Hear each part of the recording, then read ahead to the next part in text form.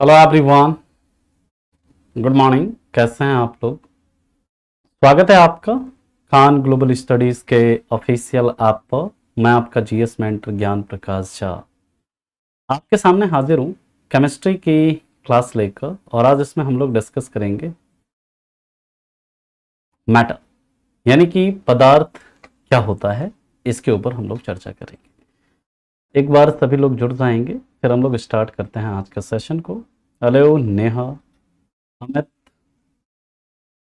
दीपक, शालिनी, रुस्तम, दीपू, पुष्पांजलि, नंदिनी, रुचि, संदीप, सोनी। चलिए तो स्टार्ट करते हैं हम लोग आज का सेशन को और देखते हैं कि मैटर आखिर क्या होता है पूरा डिटेल में। एकदम देखिए, बेसिक से चीजों को हम लोगों को समझना है, बिल्कुल बेसिक से चीजों को समझेंगे। सबसे पहला सवाल उठता है कि सर ये मैटर है, मैटर ये हमारा पहला टॉपिक था, तो मैटर को आज हम लोग देखेंगे। मैटर यानी इसी को हम लोग हिंदी में कहते हैं पदार्थ, या फिर इसी को हिंदी में द्रव्य कहते हैं। देखिए ये क्या है, द्रव्य है। कई बच्चों को लगता है ना कि द्रव्य और द्रव दोनों सेम है।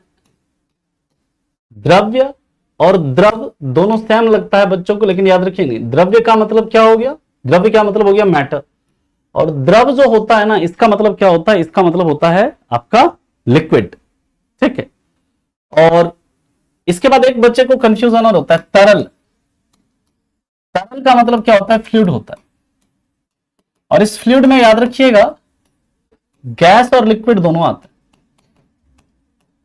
यानी कि इसमें गैस भी आता है फ्लूइड में और इसमें द्रव भी आता है। ये बेसिक बेसिक फर्क आपको पता होना चाहिए ताकि आगे चलकर ना कोई कंफ्यूजन नहीं हो। ठीक है, तो याद रखिएगा मैटर जो है इसी को हम लोग पदार्थ या द्रव्य कहते हैं। द्रव्य अलग है, द्रव अलग है। द्रव क्या है, द्रव लिक्विड है जो कि पदार्थ की एक अवस्था है। और जब फ्लूइड की बात करते हैं, फ्लूइड यानी तरल की बात करते हैं, तरल में आपका द्रव और गैस दोनों ही आता है। ठीक। अब सवाल उठता है कि आखिर ये मैटर हम लोग कहते किसे हैं, मैटर का क्या मतलब है। देखिए मैटर जो होती है ना, एक तो होती है विजिबल, हमारे आसपास कोई भी चीज, मेरी बात को बहुत ध्यान से सुनिएगा, हमारे आसपास अगर कोई चीज है तो वो या तो मैटर है या एनर्जी है। जिस चीज को हम देख पा रहे हैं, जिस चीज को हम फील कर पा रहे हैं, जिसे महसूस कर पा रहे हैं, ठीक है, उसे क्या कहते हैं। अगर कोई विजिबल मैटर है उसे क्या कहेंगे, अगर कोई दिख रहा है तो उसे हम क्या कहेंगे, मैटर कहेंगे। और कोई अगर इनविजिबल है, देख नहीं पा रहे हैं, वो क्या है आपका, वो एनर्जी है। और जब मैटर की बात करते हैं, मैटर का डेफिनेशन क्या है, मैटर का मतलब याद रखिएगा हर वह चीज, ध्यान से समझिएगा, हर वह चीज जो स्थान घेरती है, जिसमें द्रव्यमान है,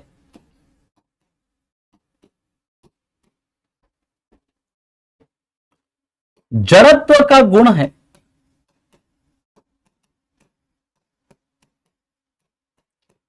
तथा जिसे महसूस किया जा सके, तथा जिसे महसूस किया जा सके,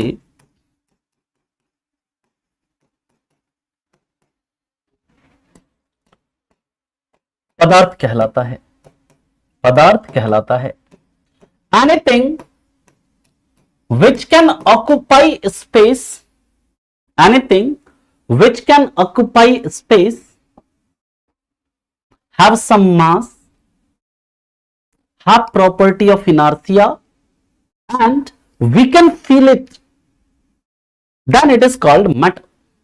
ठीक है, याद रखिएगा कि वह चीज जो कि क्या करती हो, स्थान घेरती हो, जिसका कुछ ना कुछ क्या है, द्रव्यमान है, और याद रखेंगे जिसमें जड़त्व का गुण है। जड़त्व का गुण क्या होता है, प्रॉपर्टी ऑफ इनर्शिया क्या होता है, कि जो वस्तु जिस अवस्था में है उसी अवस्था में रहना चाहती है। अगर वो रेस्ट में है तो रेस्ट में रहना चाहेगी, विराम में है तो विराम में रहना चाहेगी। इसी को कहते हैं जड़त्व का गुण। और जड़त्व का गुण किसने दिया, जड़त्व का नियम किसने दिया, लॉ ऑफ इनर्शिया को किसने दिया था सबसे पहले, तो वो याद रखिएगा गैलीलियो ने दिया था।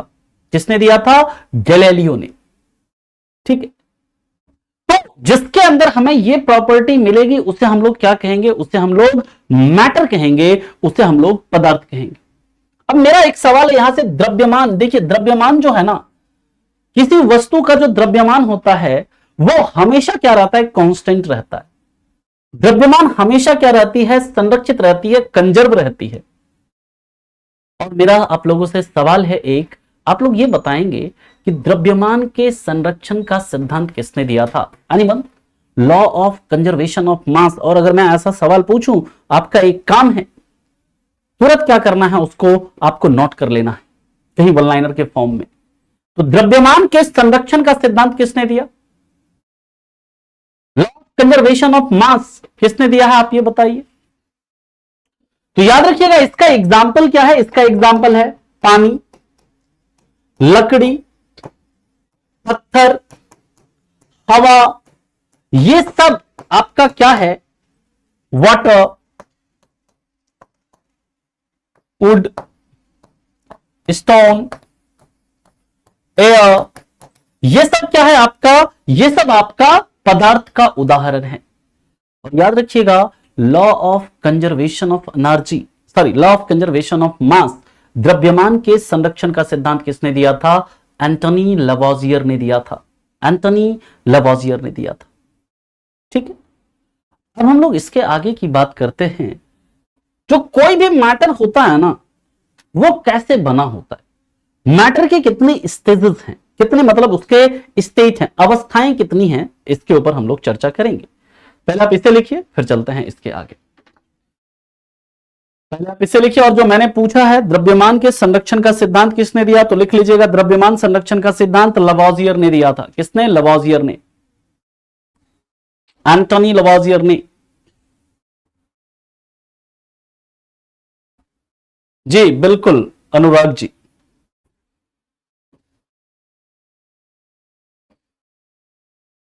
चलिए अब हम लोग बात करते हैं इसके बाद। देखिए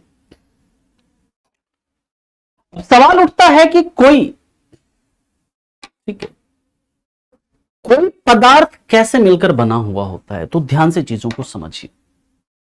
जैसे आप लोग पढ़ते होंगे, बायो में आपने पढ़ा होगा कि जैसे हमारा, जैसे घर है, घर की अगर बात करते हैं तो घर किससे मिलकर बनता है, ईंट से। ईंट से मिलता है तो क्या बनती है, दीवार, दीवार से फिर आपका क्या बनता है, कमरा, और कमरे से क्या बनता है, पूरा मकान बनता है। चीजों को समझिए आप पहले, कमरा से क्या बनता है, पूरा मकान बनता है। उसी तरह जो हमारा शरीर है किससे मिलकर बनता है, कोशिका, कोशिका मिलती है तो क्या बनता है, उत्तक बनता है। उत्तक मिलती है तो क्या बनता है, हमारा अंग बनता है। और अंग से पूरा मिल जाए तो क्या बनता है, हमारा पूरा शरीर बनता है। ये आप जानते हैं, ठीक। सर उसी प्रकार कोई भी मैटर कैसे बनता है, कोई भी पदार्थ कैसे बनता है, तो याद रखिएगा एक भारतीय फिलोसफर थे, भारतीय दार्शनिक थे, ठीक है। उन्होंने अपने दर्शन, अपने फिलॉसफी में कहा, जिनका नाम था कनाद, महर्षि कनाद, आपने नाम सुना होगा। महर्षि कनाद ने क्या कहा कि जब हम किसी पदार्थ को छोटे छोटे कणों में तोड़ते रहेंगे, तोड़ते रहेंगे, तोड़ते रहेंगे, एक ऐसे स्टेज में हम पहुंचेंगे, एक ऐसी अवस्था में हम पहुंचेंगे कि उससे और उससे बारीक कणों में नहीं तोड़ा जा सकता, उससे और हम उसे छोटे कणों में नहीं तोड़ सकते। और वो जो सबसे छोटा कण मिलेगा जिसके बाद उसे और डिवाइड नहीं कर पाएंगे, वो क्या कहलाएगा, उसे हम कहेंगे परम अणु या परमाणु। कनाद ने ऐसा कहा, ठीक। उसके बाद डेमोक्रिटस आता है, उसने भी ऐसी बात कही। लेकिन याद रखिएगा सबसे पहले ये जो एटम को खोजा, एटम की जो बात करी, सबसे पहले एटम को खोजने वाले थे, वो थे कौन, वो थे डाल्टन। और डाल्टन ने एटम के बारे में बताया अपना एटॉमिक मॉडल देकर के, कब? आपका 1803 में, 1803 में उन्होंने एटम के कैरेक्टरिस्टिक्स के बारे में बताया।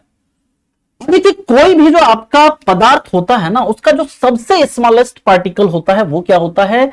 एटम होता है। कोई भी पदार्थ का जो सबसे छोटा कण होता है ना, वो क्या होता है? परमाणु। ये जब परमाणु मिलते हैं ना, तब जाकर के क्या बनाते हैं? ये बनाते हैं अणु। अणु यानी जिसे क्या कहते हैं? मॉलिक्यूल कहते हैं। और जब ये मॉलिक्यूल्स जब मिलते हैं, कंबाइन करते हैं, तब जाकर के क्या बनता है? हमारा कोई पदार्थ या कोई क्या बनता है? मैटर बनता है। ठीक, यानी कि जो एटम है ये सबसे स्मॉलेस्ट पार्टिकल है किसी भी पदार्थ का। कोई भी पदार्थ जो है उसका सबसे छोटा कण क्या है? परमाणु है। परमाणु मिलेंगे तो ये दो या दो से ज्यादा एटम्स जब मिलेंगे तो ये क्या बनाएंगे? अणु बनाएंगे। और अणु जब मिलेंगे तब जाकर के क्या बनेगा? आपका मैटर बनता है। अब हमें सबसे पहले समझना है ये जो एटम है और ये जो मॉलिक्यूल है, इसके बीच में क्या डिफरेंस है। एटम और मॉलिक्यूल्स के बीच में क्या डिफरेंस है, पहले हम लोग इसे समझते हैं। ठीक है, इतनी सी बात समझ में आ गई। इसको अगर आपको नोट करना है तो नोट कर लीजिएगा। डेमोक्रिटस ने नहीं किया था, है ना, याद रखिएगा। सबसे पहले एटम शब्द का प्रयोग उसने किया, ठीक है, लेकिन डेमोक्रिटस ने एटम को खोजा नहीं, उसके गुण के बारे में। उसको खोजा किसने? डाल्टन ने। ठीक है, हम लोग आगे बात करेंगे इसके ऊपर। देखिए, आप पहले परमाणु और अणु के बीच में क्या फर्क है आप ये समझो, और ये मैं क्यों बता रहा हूं अभी आपको समझ में आएगा। एटम और मॉलिक्यूल के बीच की बात करते हैं, परमाणु और अणु के बीच की बात करते हैं, तो सबसे पहला पॉइंट याद रखेंगे, यह किसी पदार्थ का सबसे छोटा कण है। यह किसी पदार्थ का सबसे छोटा कण है। It is smallest particle of any matter.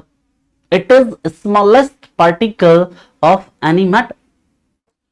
दूसरी बात करें तो याद रखिएगा, मॉलिक्यूल जो है, याद रखिएगा, दो या दो से ज्यादा अणुओं से मिलकर, दो या दो से ज्यादा अणुओं से मिलकर क्या बनता है? अणु बनता है। दो या दो से ज्यादा परमाणुओं से मिलकर, दो या दो से ज्यादा परमाणुओं से मिलकर, दो या दो से ज्यादा एटम से मिलकर क्या बनता है? आपका अणु बनता है, मॉलिक्यूल बनता है। ठीक, जैसे मान लीजिए कि जैसे यहां पर एग्जाम्पल के तौर पर अगर हम बात करें, ये हाइड्रोजन क्या है? हाइड्रोजन का ये एटम है, ये ऑक्सीजन का एटम है, ये नाइट्रोजन का एटम है, ये क्लोरीन का एक सिंगल एटम है। यहां पर ध्यान से चीजों को समझिएगा। ये हाइड्रोजन का एटम है, ऑक्सीजन का एटम है, नाइट्रोजन का एटम है, क्लोरीन का एटम है। लेकिन यहां पर जब हम मॉलिक्यूल की बात करेंगे तो ये देखिए O2, ये क्या हो गया? मॉलिक्यूल हो गया ऑक्सीजन का। H2 क्या हो गया? मॉलिक्यूल हो गया। क्लोरीन Cl2 क्या हो गया? मॉलिक्यूल हो गया। N2 क्या हो गया? मॉलिक्यूल हो गया। बात समझ में आ रही? यानी कि जब दो या दो से ज्यादा एटम्स मिलेंगे तब जाकर के क्या बनेगा? आपका मॉलिक्यूल बनेगा। तब जाकर के आपका क्या बनेगा? अणु बनेगा। दूसरी बात याद रखिएगा, ये जो एटम्स होते हैं ये स्वतंत्र अवस्था में मिल भी सकते हैं, नहीं भी मिल सकते हैं, मिल भी सकते हैं तथा नहीं भी मिलते हैं। यानी ये कोई जरूरी नहीं है कि जो आपका एटम है वो स्वतंत्र अवस्था में मिले। बहुत इंपॉर्टेंट पॉइंट है, ध्यान से समझिएगा। जो एटम है ना, वो एटम आपको स्वतंत्र अवस्था में मिल भी सकेगा, इंडिपेंडेंट फॉर्म में मिलेगा भी, इंडिपेंडेंट फॉर्म में नहीं भी मिलेगा। It can be found in independent form और कैन नॉट। लेकिन जब बात करते हैं मॉलिक्यूल, यह हमेशा स्वतंत्र अवस्था में मिलता है, यह हमेशा स्वतंत्र अवस्था में मिलता है। It always found in independent form, स्वतंत्र अवस्था में मिलता है। और यहां पर आप वन लाइनर में जाकर के एक पॉइंट लिख लीजिएगा, पृथ्वी के भूपर पट्टी में, अर्थ क्रस्ट में स्वतंत्र मुक्त रूप से मिलने वाली जो धातु है, अर्थ क्रस्ट में मुक्त रूप से मिलने वाली जो धातु है वो है गोल्ड और प्लैटिनम। ये लिख लीजिएगा किसमें, वन लाइनर में जाकर के। अर्थ क्रस्ट में मुक्त रूप से मिलने वाली या स्वतंत्र रूप से मिलने वाली जो धातु है वो कौन है, गोल्ड और प्लैटिनम है। वन लाइनर पार्ट में जाकर के इसे आप लिख लेंगे।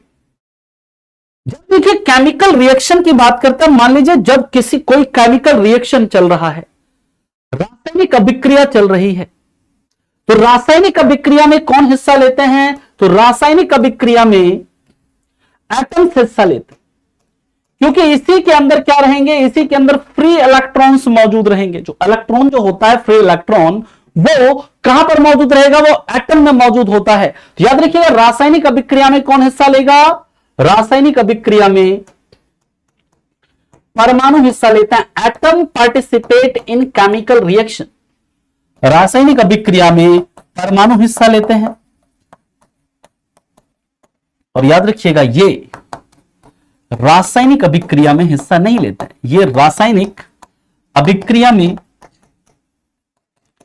हिस्सा नहीं लेते हैं, रासायनिक अभिक्रिया में हिस्सा नहीं लेते हैं। It will not participate in chemical reaction, it will not participate in chemical reaction. पहले यहां तक किसी को कोई दिक्कत है, कोई परेशानी है तो आप लोग बता सकते हैं, फिर हम लोग इसे देखते हैं आगे की तरफ, है ना। आगे की तरफ हम लोग चलेंगे। यहां तक किसी को कोई दिक्कत है तो पहले बताइए, डेफिनेटली पीडीएफ मिलेगा आपको, है ना। देखिए ऐसे अब्दुल रजाक जी हर एक पॉइंट को लिखना बोर्ड पर पॉसिबल नहीं है। जो भी मैं बोलता हूं वन लाइनर के फॉर्म में लिख लीजिए, आप उसे खुद से लिखा करो, थोड़ा क्लास में एक्टिव रहा करिए, है ना, ठीक है।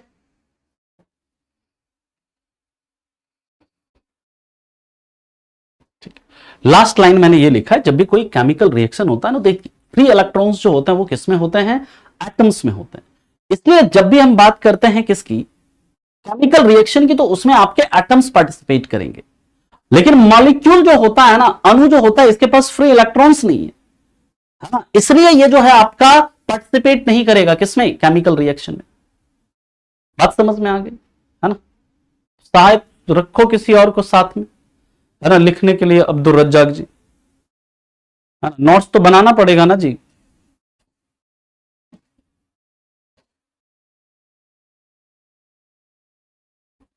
वन लाइनर में मैंने बोला कि स्वतंत्र मुक्त अवस्था में मिलने वाली जो दो धातु है, पृथ्वी भूपर्पटी में मुक्त अवस्था में मिलने वाली जो धातु है वह है गोल्ड और प्लैटिनम। गोल्ड और प्लैटिनम इंडिपेंडेंट फॉर्म का मतलब जो होता है ना, ये जो कभी भी कोई भी जो एटम है वो आपको कहीं, जैसे मान लीजिए कि कुछ एटम्स जो हैं वो आपको इंडिपेंडेंट फॉर्म, यानी कि जैसे आप मान लीजिए हीलियम, हीलियम को अगर खोजना चाहेंगे तो वो इंडिपेंडेंट फॉर्म में हीलियम आपको मिल जाएगा। आपका आर्गन है इंडिपेंडेंट फॉर्म में मिल जाएगा, यानी कि वो एटम्स के फॉर्म में आपको मिल जाएगा। गोल्ड है आपको वो एटम के फॉर्म में मिल जाएगा, प्लैटिनम है आपको एटम के फॉर्म में मिल जाएगा। लेकिन मान लीजिए अगर आप हाइड्रोजन को खोजना चाहेंगे तो हाइड्रोजन आपको एटम के फॉर्म में नहीं मिलेगा, वो आपको मिलेगा मॉलिक्यूल के फॉर्म में। ऑक्सीजन वो आपको मॉलिक्यूल के फॉर्म में मिलेगा, नाइट्रोजन आपको मॉलिक्यूल के फॉर्म में मिलेगा। बात समझ में आ रही है, क्लियर है यहां तक।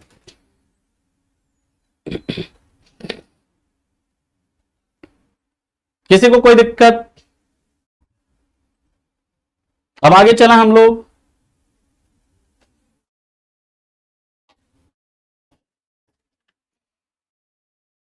चलिए अब हम लोग बात करते हैं इसके आगे।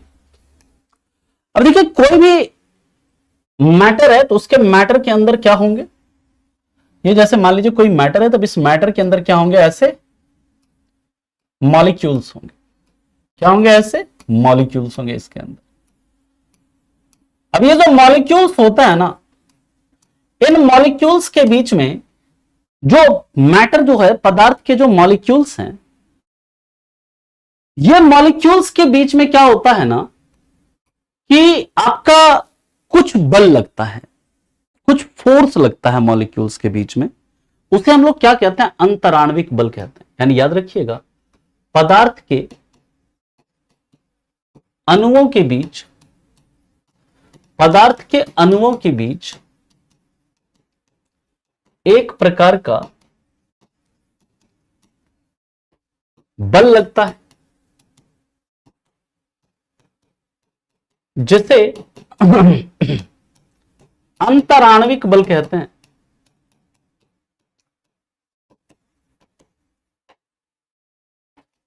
A force acts between molecules of the matter that is called intermolecular force। यानी जैसे ये इसके अणु है ना, इसके बीच में हमेशा क्या होगा, एक प्रकार का बल काम करेगा। इनके बीच में क्या होगा, एक प्रकार का बल काम करेगा, जिसको क्या बोलेंगे हम लोग, अंतराण्विक बल कहेंगे। अब ये जो बल है ना, अंतराण्विक बल, ये आपका आकर्षण बल भी हो सकता है और विकर्षण भी हो सकता है ना। यानी कि ये जो आपका अंतराण्विक बल होता है, ये आपका दो प्रकार का हो सकता है। एक हो सकता है जिसे हम कहते हैं क्या, फोर्स ऑफ अट्रैक्शन, आकर्षण बल। आकर्षण बल यानी कि क्या होगा, ये फोर्स ऑफ अट्रैक्शन। देखिए अभी हम बिल्कुल बेसिक चीज आपको बता रहे हैं। फोर्स ऑफ अट्रैक्शन में क्या होता है, जो दो अणुओं को अपनी ओर आकर्षित करे, जो दो मॉलिक्यूल को, दो अणुओं को आकर्षित करे,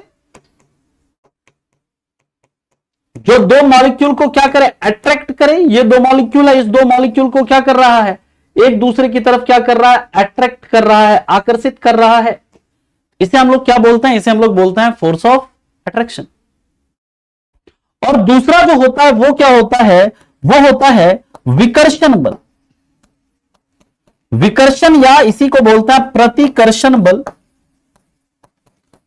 प्रतिकर्षण बल या फिर जिसे हम क्या कहते हैं, फोर्स ऑफ रिपल्सन। ठीक है, क्या बोलते हैं इसे, फोर्स ऑफ रिपल्सन।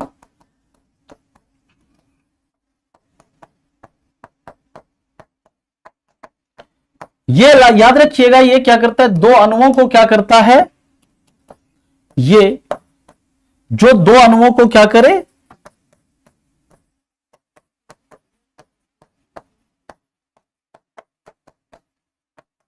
विकर्षित करे, जो दो अणुओं को क्या करे, रिपेल करे। जैसे ये मान लीजिए दो मॉलिक्यूल है, इस दो मॉलिक्यूल को क्या कर रहा है, एक दूसरे से दूर दूर ले जा रहा है। ठीक,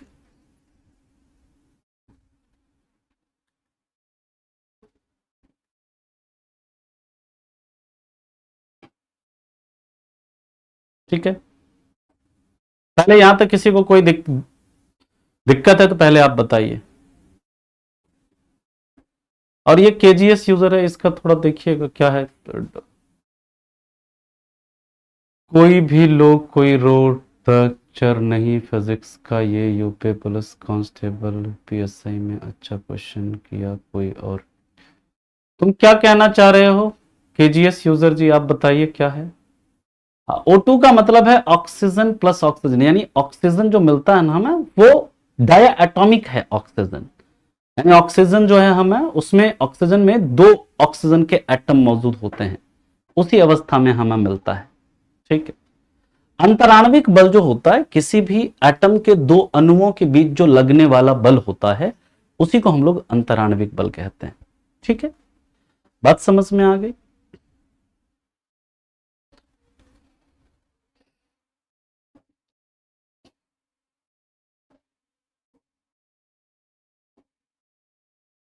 सर परमाणु सर बड़ा होता है, अणु तो अणु के बीच परमाणु होना चाहिए ना। देखिए जब भी स्वतंत्र अवस्था में कौन मिल रहा है, मॉलिक्यूल मिल रहा है ना। तो जो अणुओं के बीच लगने वाला जो बल होता है ना, उसको अंतराण्विक बल कहते हैं, परमाणु के बीच नहीं। परमाणु के बीच क्या होता है, बॉन्ड्स होते हैं, है ना, वो हम लोग पढ़ेंगे। कोवेलेंट बॉन्ड है ना, कोऑर्डिनेट बॉन्ड है ना, आयनिक बॉन्ड है ना, उनके बीच में क्या होता है, आपका बंध होता है। मॉलिक्यूल्स के बीच में जो लगता है वो क्या लगता है, आपका फोर्स लगता है, जिसे अंतराण्विक बल कहते हैं, इंटरमॉलिक्यूलर फोर्स कहते हैं। ठीक है।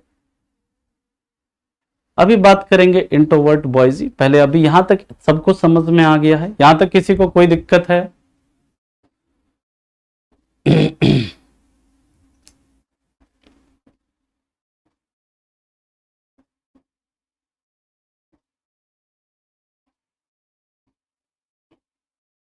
अंतराणविक का इंग्लिश होता है इंटरमॉलिक्यूलर फोर्स। मैं यहां पर लिख दे रहा हूं, इसका जो इंग्लिश है ना, दैट इज इंटरमॉलिक्यूलर फोर्स।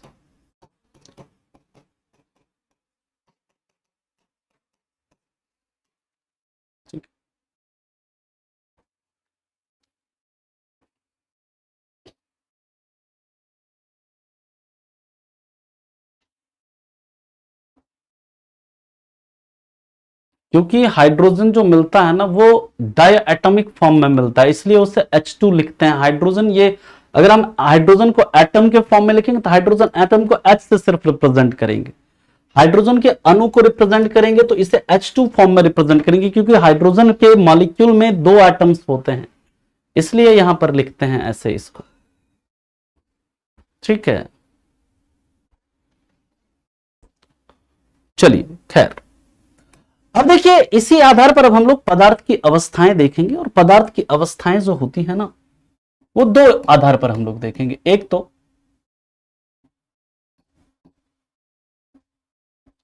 हम लोग बात करेंगे पदार्थ की अवस्था, या मतलब पदार्थ के प्रकार, पदार्थ के प्रकार, है ना। तो सबसे पहला हम लोग देखेंगे पदार्थ की अवस्था के आधार पर, पदार्थ की अवस्था के आधार पर, यानी वो किस स्टेट में है उसके आधार पर, ऑन बेसिस ऑफ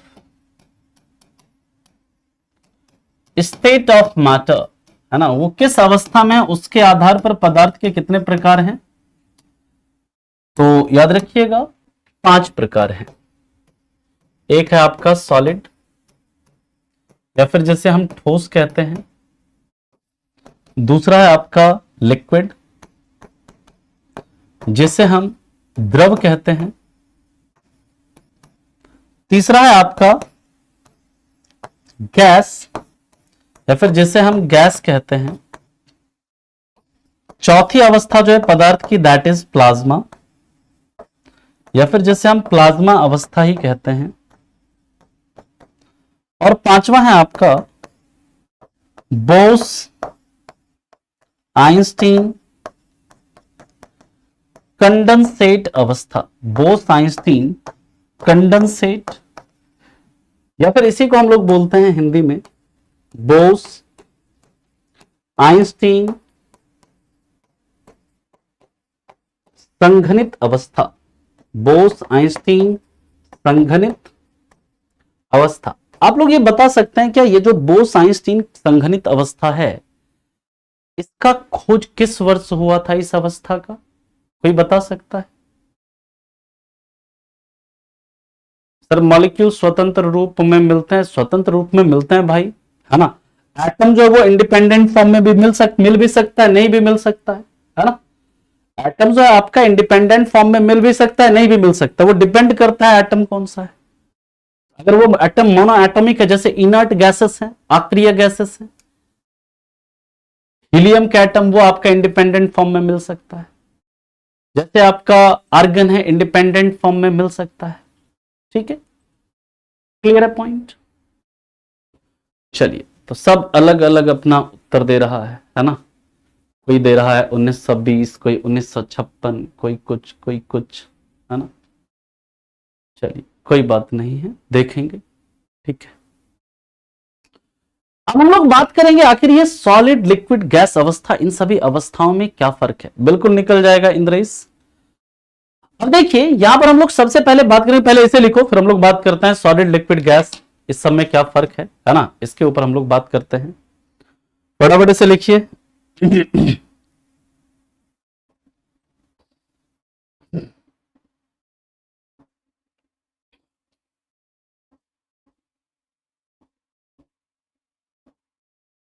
पहले आप इसे लिखो,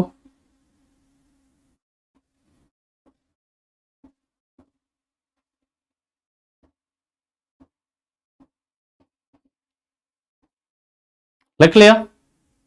चलिए अब हम लोग बात करते हैं पहले सॉलिड की।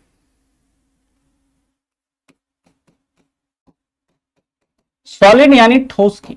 देखिए यहां जो जो पॉइंट मैं लिख रहा हूं, एक एक पॉइंट से कैसे सवाल बनेगा हम लोग सवाल भी करेंगे अभी, ठीक है।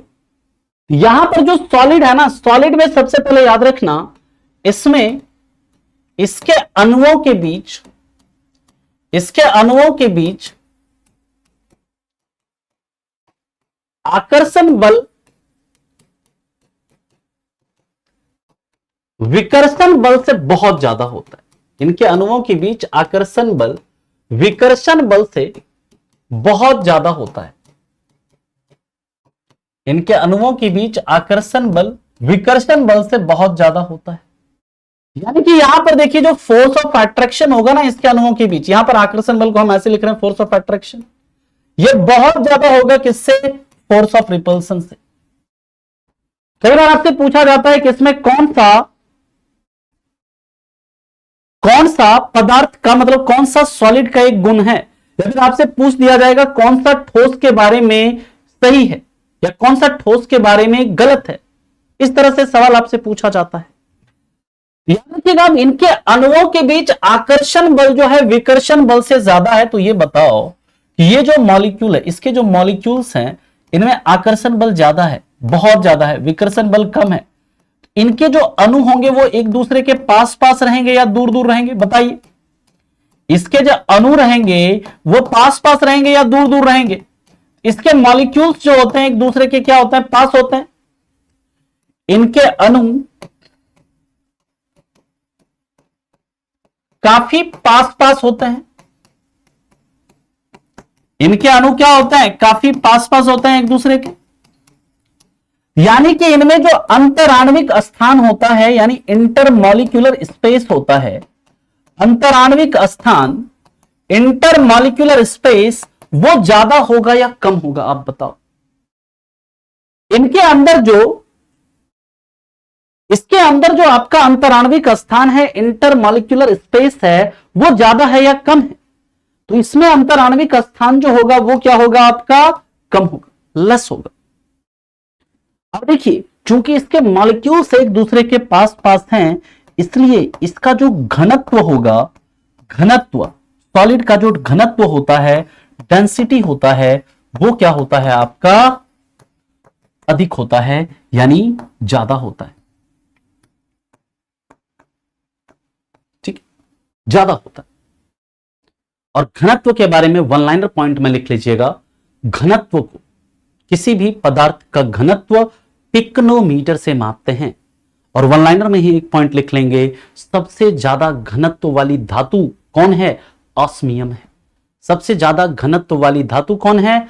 ऑस्मियम है। यह पॉइंट भी लिख लीजिएगा जिसका एटॉमिक नंबर कितना है? 76 है ऑस्मियम का। अब देखिए यहां पर आप ये बताओ कि इनका जो मेल्टिंग पॉइंट होगा, अगर ये ठोस है, इसका मेल्टिंग पॉइंट गलनांक बिंदु क्या होगा? गलनांक बिंदु मेल्टिंग पॉइंट क्या होता है हम लोग डिस्कस करेंगे आगे।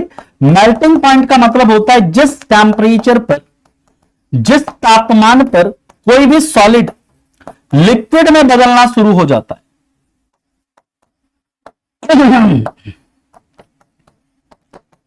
इसका जो गलनांक बिंदु होता है वो क्या होता है आपका? मेल्टिंग पॉइंट जो होता है वो क्या होता है? इसका आपका ज्यादा होता है ना। इसके बाद की बात करते हैं, इसका याद रखिएगा आकार, यानी जो इसका आकार या शेप, या इसी को क्या बोलते हैं? शेप या साइज। शेप या साइज जो होता है इसका वो क्या होता है आपका? निश्चित होता है। निश्चित यानी कि डेफिनेट होता है, यानी जो भी इसका शेप रहेगा वो उसी शेप में रहेगा, अपना शेप ये जो है नहीं बदलता है। इसका आकार जो होता है वो निश्चित रहता है। कोई भी सॉलिड है, जैसे मान लीजिए प्लास्टिक है, लकड़ी है, पत्थर है ना, उसका साइज जो होगा वो क्या रहेगा? उसका शेप या साइज क्या रहता है? निश्चित रहता है उसका, वो चेंज नहीं करेगा अपना शेप। हाँ, जब बल्ब वगैरह लगाएंगे तो अलग बात है, लेकिन वो नॉर्मली ऐसे अपना शेप चेंज नहीं करता है। और इसका याद रखिएगा जो आयतन होता है, आयतन यानी वॉल्यूम, आयतन यानी जो इसका वॉल्यूम होता है वो भी क्या रहता है आपका? वो भी आपका इसका निश्चित रहता है, यानी डेफिनेट रहता है। और ये जो प्रॉपर्टी है, इस प्रॉपर्टी से आपके सवाल बनते हैं पेपर में। कैसे सवाल बनते हैं हम लोग आगे डिस्कस करेंगे। मैं फिर से आपको बताता हूं, जैसे सॉलिड है, सॉलिड क्या होता है, इनमें आकर्षण बल का जो मान होता है ना इनके अणुओं के बीच, वो विकर्षण बल से काफी ज्यादा होगा, जिसके कारण जो इसके मॉलिक्यूल्स होंगे वो एक दूसरे के क्या रहेंगे, काफी पास पास, काफी करीब करीब रहेंगे, जिसके कारण इनके अणुओं के बीच जो अंतराणविक स्थान है ना, वो क्या होता है, कम होता है। अंतराणविक स्थान कम है तो इसका मॉलिक्यूल एक दूसरे के काफी पास पास है, इसलिए इसकी डेंसिटी क्या है, ज्यादा है। डेंसिटी ज्यादा है तो इसका आपका क्या होगा, गलनांक बिंदु जो है वो भी क्या होगा, अधिक होगा। इसका आकार जो होता है वो क्या रहता है, निश्चित रहता है, क्योंकि इसके मॉलिक्यूल से एक दूसरे को क्या करते हैं, काफी मजबूती से क्या रहते हैं, एक दूसरे को अट्रैक्ट किए हुए रहते हैं, काफी मजबूती से, इसलिए इसका जो आकार होता है ना वो निश्चित रहता है। और इसका जो आयतन होगा वो भी क्या होगा, आपका निश्चित होगा। इस चीज को आप याद रखेंगे। बात समझ में आ गई। गलनांक बिंदु अलग अलग सॉलिड का अलग अलग होगा, जैसे अलग अलग मेटल है उसका अलग अलग होता है गलनांक बिंदु। अगर सबसे ज्यादा मेल्टिंग पॉइंट पूछे किस धातु का है, तो याद रखना वो है टंगस्टन का। टंगस्टन का जो मेल्टिंग पॉइंट है ना वो सबसे अधिक है, कितना, तो याद रखिएगा 3500 डिग्री सेल्सियस है। क्लियर है पॉइंट। यहां तक किसी को कोई दिक्कत, कोई परेशानी है तो बताइए, फिर हम लोग चलेंगे इसके आगे। हाँ, यहां पर आकर्षण बल जो है बहुत ज्यादा होता है इनके अणुओं के बीच।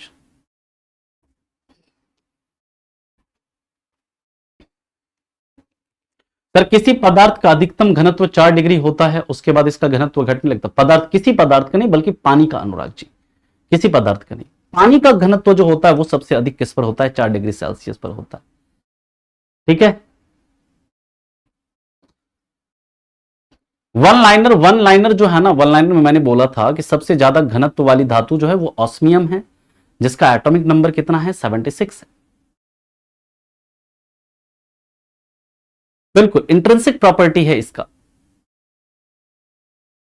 ठीक है। टंगस्टन का मेल्टिंग पॉइंट लगभग 3500 डिग्री सेल्सियस के आसपास होता है, लगभग 3485 के आसपास, लेकिन आप अप्रोक्स 3500 लिख लीजिए।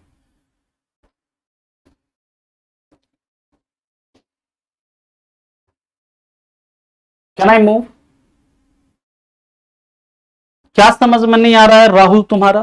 तुम्हें क्या समझ में नहीं आ रहा है ये बताओ। और देखिए, आप जो चीजें आपको धीरे धीरे समझ में आएगी, अगर आपने मान लीजिए कभी नहीं पढ़ा है, पहली बार पढ़ रहे हो, एक बार नहीं 2 बार पढ़ेंगे समझ में आएगा, लेकिन आपको थोड़ा समय देना पड़ेगा सीखने के लिए, है ना। अगर कुछ भी समझ में नहीं आता आप हमसे पूछिए। डेंसिटी को मेजर किया जाता है पिकनोमीटर से, पिकनोमीटर से। ठीक है। डब्लू का फुल फॉर्म, डब्लू का फुल फॉर्म होता है वॉल्फ्रम, जो टंगस्टन होता है उसका फुल फॉर्म वॉल्फ्रम होता है डब्लू का।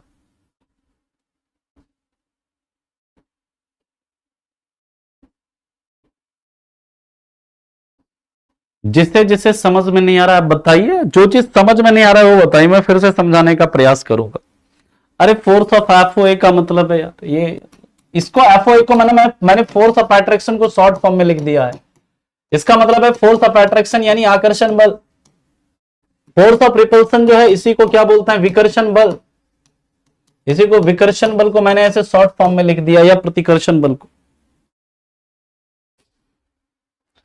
ठीक है।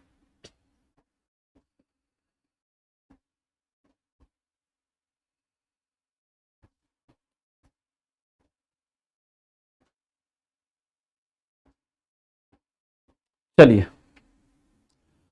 अब हम लोग इसके बाद की बात करते हैं।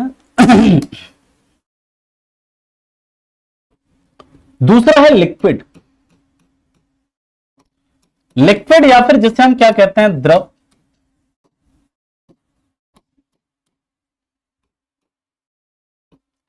याद रखिएगा इनमें आकर्षण बल, इनमें लिख लीजिए, अणुओं के बीच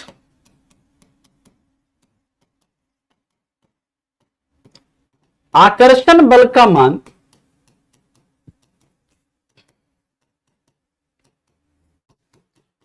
विकर्षण बल से या प्रतिकर्षण बल से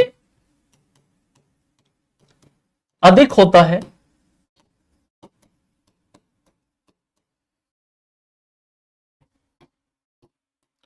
लेकिन बहुत अधिक नहीं होता।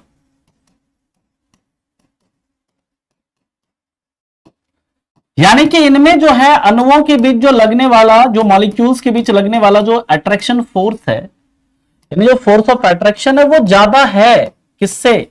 फोर्स ऑफ रिपल्सन से। फोर्स ऑफ अट्रैक्शन जो है ज्यादा है फोर्स ऑफ रिपल्सन से, लेकिन बहुत ज्यादा नहीं है। इसलिए इसके मॉलिक्यूल्स एक दूसरे के पास पास होंगे, लेकिन बहुत पास पास नहीं होंगे, बहुत पास पास इसके नहीं होंगे। यानी कि याद रखिएगा, इनके अंदर इनके अणु जो होते हैं, इनके अणुओं के बीच जो अंतराण्विक स्थान है, अंतराण्विक स्थान है, इनके अणुओं के बीच जो अंतराण्विक स्थान है वो क्या होगा? ठोस से अधिक होता है। ठोस से क्या होता है? अधिक होता है। ठीक, इसका जो घनत्व होगा, घनत्व वो क्या होगा? ठोस से कम होगा। यानी जो इसकी डेंसिटी होगी वो क्या होगी? ठोस से कम होगी। इसके बाद याद रखिएगा, जो इसका आकार है, इसका जो शेप या साइज है ना, वो क्या रहता है? इनडेफिनिट, यानी कि अनिश्चित रहता है। कैसा रहता है? अनिश्चित। अनिश्चित यानी इनडेफिनिट रहेगा। कैसे रहता है अभी समझेंगे। लेकिन जो इसका आयतन होता है, इसका जो आयतन होता है, इसका जो वॉल्यूम होता है, वो क्या होता है आपका? निश्चित होता है। निश्चित होता है। यानी कि जो वॉल्यूम होगा इसका वो क्या रहेगा? डेफिनेट रहेगा। इसका उदाहरण जैसे पानी है, तेल है, शराब है, ये सब किसका एग्जाम्पल है? ये सब लिक्विड का एग्जाम्पल है, द्रव का एग्जाम्पल है। जैसे मान लीजिए कि हमारे पास ये 1 लीटर पानी है, ध्यान से समझिए, 1 लीटर पानी है, अभी बॉटल में है। ठीक है, किसमें है? बॉटल में है ये। अब इसको हम क्या करते हैं, मान लीजिए कि ये पानी को किसी हम कटोरे में डाल दें, पूरा पानी 1 लीटर जो पानी है निकाल के किसी कटोरे में डाल दें। पानी तो 1 लीटर रहेगा, लेकिन ये अपना क्या करेगा? शेप बदल लेगा। इसको किसी जग में डाल देंगे, मग में डाल देंगे, तो वो अपना अलग शेप ले लेगा, है ना जी। लेकिन पानी कितना? 1 लीटर रहेगा। यानी मान लीजिए अगर इस पानी को हम जमीन पे उड़ेल दें तो ये पानी 1 लीटर रहेगा, लेकिन ये अपना शेप क्या कर लेगा? बदल लेगा। ठीक है, इसलिए जब लिक्विड की बात करते हैं ना, तो लिक्विड जो होता है ये अपना क्या करता है? शेप बदल सकता है, इसका शेप चेंज हो सकता है, लेकिन जो इसका वॉल्यूम जो है ना वो क्या रहता है आपका? निश्चित रहता है, सेम रहता है। हाँ बिल्कुल रवि विश्वकर्मा जी, लिक्विड की डेंसिटी को इससे मेजर नहीं करते हैं। लिक्विड की डेंसिटी या कोई जो फ्लूइड है, तरल है, उसकी डेंसिटी को मेजर किया जाता है। एक यंत्र होता है जिसे हम कहते हैं हाइड्रोमीटर, उससे मेजर करते हैं। डेंसिटी क्या होता है? डेंसिटी इज इक्वल टू होता है, याद रखिएगा, घनत्व बराबर क्या होता है? जिसको भी घनत्व नहीं समझ में आ रहा है, घनत्व बराबर होता है मास अपॉन वॉल्यूम, द्रव्यमान बटे आयतन। जैसे मान लीजिए एक रूम है, ऐसे समझो, एक रूम है, उसमें अगर मान लीजिए 5 ही बच्चा है, उसका घनत्व क्या है? कम है। अगर उसमें मान लीजिए 50 बच्चा डाल दिया आपने, 50 लोगों को डाल दिया, तो क्या हो गया? डेंसिटी बढ़ गया उसका। ठीक है, तो मास अपॉन वॉल्यूम जो होता है, द्रव्यमान बटे आयतन को ही क्या कहते हैं हम लोग? घनत्व कहते हैं। उसी को क्या कहते हैं? डेंसिटी कहते हैं। हाँ जी बिल्कुल विशाल जी,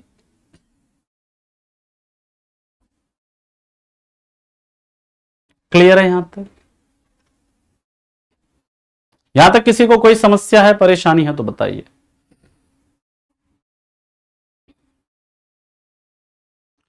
अब हम लोग बात करेंगे किसकी? Now we will talk about, अब हम लोग बात करेंगे किसकी? गैस की। यहाँ तक किसी को कोई समस्या है तो बताएं।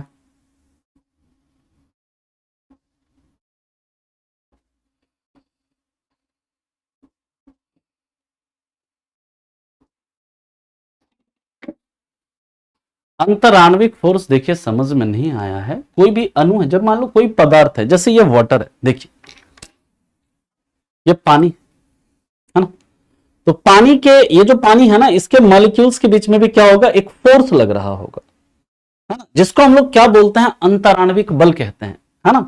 कोई भी पदार्थ होता है तो उसके अणुओं के बीच क्या होता है, एक बल काम कर रहा होता है, जिसे हम लोग क्या कहते हैं, अंतराण्विक बल कहते हैं। सिंपल।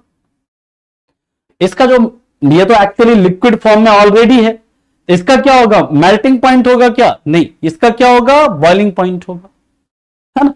इसका मेल्टिंग पॉइंट नहीं होता है, इसका बॉइलिंग पॉइंट होता है। ठीक है। अब देखिए इसके बाद की बात करते हैं, अगला है गैस। गैस की जब बात करते हैं, इसमें क्या होता है, तो याद रखिएगा, इनके अणुओं के बीच इनके अणुओं के बीच लगने वाला आकर्षण बल, इनके अणुओं के बीच लगने वाला आकर्षण बल विकर्षण बल से कम होता है। इनके अणुओं के बीच लगने वाला आकर्षण बल विकर्षण बल से क्या होता है, कम होता है। यानी कि यहां पर अब जो फोर्स ऑफ अट्रैक्शन है ना, फोर्स ऑफ अट्रैक्शन क्या हो गया, कम हो गया, किससे, फोर्स ऑफ रिपल्सन से। फोर्स ऑफ अट्रैक्शन जो है कम हो गया, किससे, फोर्स ऑफ रिपल्सन से। अब इसके कारण क्या होगा, जो इसके जो अणु होंगे वो एक दूसरे से क्या रहेंगे, ऐसे दूर दूर रहेंगे, ऐसे एक दूसरे से क्या रहेंगे, दूर रहेंगे, जिसके कारण इसमें जो अंतराण्विक स्थान है, इंटरमॉलिक्यूलर स्पेस है, अंतराण्विक स्थान या जो इंटरमॉलिक्यूलर स्पेस है, वो क्या होगा, सबसे ज्यादा होगा। अगर आपसे पूछा जाए सबसे ज्यादा अंतराण्विक स्थान किसमें होगा, तो गैस में होगा। इसके बाद की बात करें तो सबसे जो घनत्व, डेंसिटी की अगर बात करते हैं, घनत्व की अगर बात करें तो डेंसिटी सबसे कम किसका होगा, डेंसिटी सबसे कम किसका होगा, तो याद रखिएगा वो किसका होगा, गैस का। सबसे कम घनत्व इसका होगा। और याद रखेंगे कि जो इनका शेप और साइज होता है वो भी अनिश्चित होता है। शेप या साइज यानी जो इनका आकार होता है, कोई निश्चित आकार नहीं होता, कोई निश्चित आकार नहीं होता है, निश्चित आकार नहीं है, यानी कि इनडेफिनिट होता है, अनिश्चित होता है, इनडेफिनिट होता है, अनिश्चित होता है। और इसका जो वॉल्यूम होता है, इसका जो आयतन होता है, वो भी क्या होता है आपका, अनिश्चित होता है, अनिश्चित होता है, यानी इनडेफिनिट होता है। अगर मान लीजिए आप, हवा है, हवा को आप बलून में डाल दीजिए, ठीक है, तो उसका अलग वॉल्यूम होगा, अलग शेप होगा, वो जैसे बलून से निकलेगा उसका वॉल्यूम अलग हो जाएगा, है ना, उसका शेप चेंज हो जाएगा, है ना, क्योंकि वो फैल सकता है। बात समझ में आ गई, क्लियर है पॉइंट यहां तक। यानी कि इसका शेप और साइज और आपका वॉल्यूम दोनों ही क्या है आपका, इसका अनिश्चित है, दोनों ही इसका क्या है आपका, अनिश्चित है। क्लियर है यहां तक।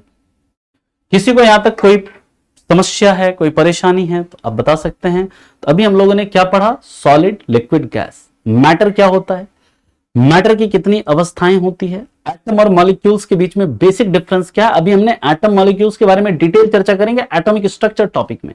यहां पर बस आपको बेसिक डिफरेंस बताया है एटम और मॉलिक्यूल्स के बीच में। एटॉमिक स्ट्रक्चर जब पढ़ेंगे, एटम और मॉलिक्यूल्स को हम लोग बहुत डिटेल में देखेंगे वहां पर। यहां पर बेसिक डिफरेंस बताया, क्या एटम है, क्या मॉलिक्यूल्स है ना। और मॉलिक्यूल के बीच जो लगने वाला फोर्स होता है उसे क्या बोलता है, इंटरमॉलिक्यूलर फोर्स, या फिर उसे अंतराण्विक बल कहते हैं। और अगर सॉलिड जो होता है उसमें अंतराण्विक बल जो होता है बहुत ज्यादा होता है, किससे, मतलब जो आकर्षण बल होता है बहुत ज्यादा होता है विकर्षण बल से। लिक्विड में आकर्षण बल विकर्षण बल से ज्यादा होता है लेकिन बहुत ज्यादा नहीं होता। लेकिन जो गैस में आपका आकर्षण बल होता है वो विकर्षण बल से कम हो जाता है। ठीक, ये जो है, जैसे मान लीजिए प्रियांशु जी, वॉल्यूम कैसे अनफिक्स है, जैसे मान लीजिए बलून है, कोई हवा है, मान लीजिए कि आप हवा को क्या करते हैं, बलून में डाल देते हैं। ठीक, तो जैसे वो बलून से निकलेगा ना तो वो हवा फैल जाएगा। ठीक है, तो वो अपना वॉल्यूम क्या करेगा, अपना आयतन क्या करेगा, वो बढ़ा लेगा, शेप भी क्या करेगा, वो बढ़ा लेगा। क्लियर है पॉइंट, आया समझ में? अरे मिलेगा, फिजिक्स वाला जो पीडीएफ है मिलेगा आप लोगों को, जब मैंने बताया है कराएंगे।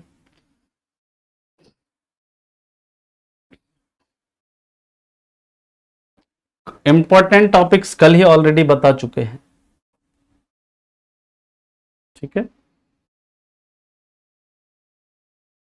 वो डिफरेंट डिफरेंट गैस का डिफरेंट डिफरेंट होगा ना जी। गैस का वॉल्यूम कितना, वो तो डिपेंड करता है ना हमने कितना गैस रखा हुआ है किसमें। ठीक है, क्या डाउट है आपका गुरुजी? तब इंटरमॉलिक्यूलर ज्यादा है तो डेंसिटी कम क्यों? क्योंकि डेंसिटी इंटरमॉलिक्यूलर, अरे यहां पर फोर्स ऑफ रिपल्सन क्या है, फोर्स ऑफ रिपल्सन ज्यादा है। इसका मतलब इसके मॉलिक्यूल्स एक दूसरे से बहुत दूर दूर हैं। अब दूर दूर है तो मॉलिक्यूल, अब मान लीजिए इतना वॉल्यूम है, इतना ही मात्र मॉलिक्यूल्स है, तो डेंसिटी क्या हो जाएगा, घट जाएगा ना, क्योंकि डेंसिटी बराबर क्या होता है, मास अपॉन वॉल्यूम। यहां पर उतने ही वॉल्यूम में कम मॉलिक्यूल्स हैं तो डेंसिटी कम। अगर ज्यादा मॉलिक्यूल्स होता अगर उस वॉल्यूम में तो डेंसिटी क्या होगा, ज्यादा होता।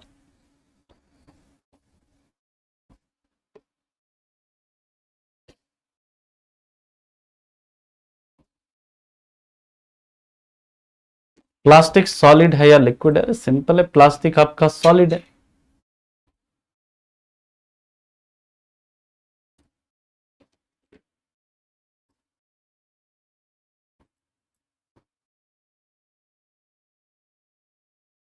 ठीक है, क्वेश्चन कराएंगे, क्वेश्चन आपको कल करवाएंगे। ठीक है, क्वेश्चन आपको कल करवाएंगे। यहां से देखिए बहुत कम मतलब, लेकिन कभी कभी यहां से सवाल बनता है। लेकिन जो कल हम लोग टॉपिक पढ़ेंगे, कल जो टॉपिक पढ़ेंगे ना वो बहुत इंपॉर्टेंट टॉपिक होने वाला है, क्योंकि कल हम लोग पढ़ेंगे चेंजेस इन मैटर, यानी कि changes in state of matter, यानी पदार्थ की अवस्था में परिवर्तन कैसे होता है। तो कल की क्लास जो है बहुत इंपॉर्टेंट क्लास होगी। कल की क्लास से बहुत सवाल बनते हैं और कल हम लोग सवाल भी करेंगे, लगभग 8-10 सवाल भी करेंगे प्रीवियस ईयर क्वेश्चन के, है ना। प्रीवियस ईयर क्वेश्चन के कल क्वेश्चन भी करेंगे हम लोग 8-10। ठीक है, चलिए, हर चीज देखिए अपने क्रोनोलॉजी में चलेगी, है ना, हर चीज अपने क्रोनोलॉजी में चलेगी, जैसे जैसे टॉपिक लिखाया गया है उसी तरह से चलेगी। ठीक है, आइस किस में आता है, ठोस में आएगा रिशु, है ना, ठोस में आएगा। प्लाज्मा स्टेट भी बात करेंगे, है ना। ठीक है, प्लाज्मा स्टेट में हम लोग देखेंगे। गलनांक बिंदु वह होता है जिस टेम्परेचर पर कोई ठोस द्रव में परिवर्तित होने लगता है, उसे गलनांक बिंदु कहते हैं। कल बताएंगे गलनांक बिंदु, क्वथनांक बिंदु क्या होता है ना, सब बताएंगे आपको कल की क्लास में। ठीक है, चलिए, तो मिलते हैं फिर आपसे कल की क्लास में। तब तक के लिए आप लोगों का धन्यवाद। Thank you so much, bye bye, take care and have a good day. Thank you.